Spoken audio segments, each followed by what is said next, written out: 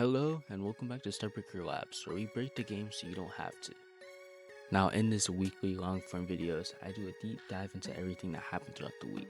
And for this week, it will be from day 8 all the way to day 13. While the daily devlogs give you guys all the highlights, these videos are where I give you the full technical breakdowns of everything I do, along with the things I'll even show publicly. And this week, that means moving away from simple Roblox parts and into the world of binary buffers. Firstly, I kicked off day 8 by doing the foundations of the actual social part of the game. This means having parties, doing stuff with friends, and other stuff. So during day 8, I made the party system and the party UI. It looks simple, but in reality, this is what makes the multiplayer loop truly just works its magic. Speaking of loops, let's talk about clans, which I technically told a little lie, which is the fact that clans has actually been sitting in the code for over a month now. I honestly completely forgot, and this comment that was made by James Junog on day 10 talking about how they wanted clans, it simply just reminded me to bring it out of the shadows on day 12, which was the same day that I finished the Clan Wars Match Found UI. Now for the part that saves everyone's FPS, on day 9, I realized that those standard Roblox bars just weren't going to cut it out for the scale that I want.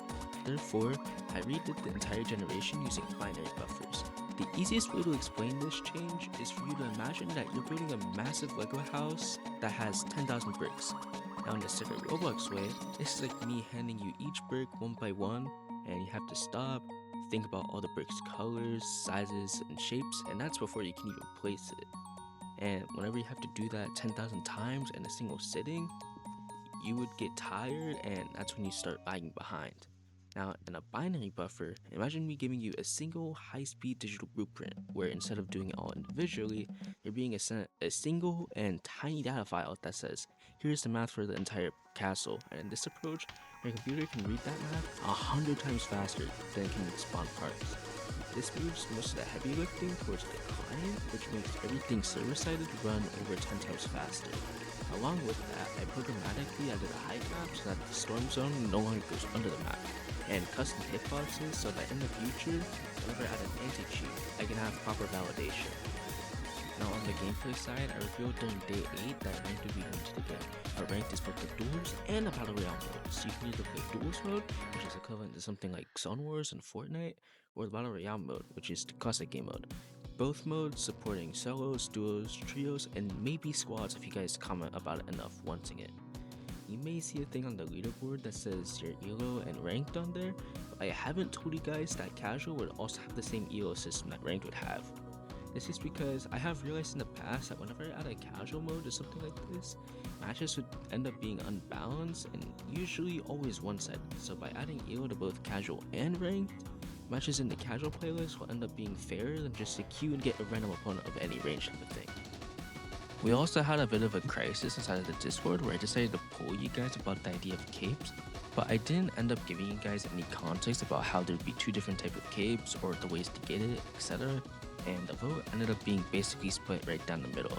And since the idea was so split anyways, I decided to scrap them for now, at least until you guys want me to re-poll about capes. Now after all of this madness, we ended off this week's show by bringing the STARBREAKER universe to life. I ended up designing 2 characters based off of the 8-bit restoration fairy item on Roblox, and even better, we have a lot more lore and fan art coming, and luckily I'm not doing this alone. I'm doing this with a couple of lore writers and concept artists, which I'm hoping that the lore will actually have a unique impact relating to events that go on inside of the game.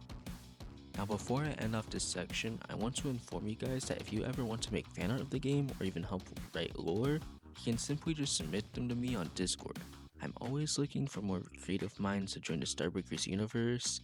Whether you're an artist, a writer, or someone with a wild idea, if I like it, it may just be added and you will be credited. But speaking of your ideas, you guys had a lot of questions this week. Day 11 was basically an interrogation room already, and even when I asked you guys yesterday, it wasn't much better, so let's answer your questions about STARBREAKERs. Question 1.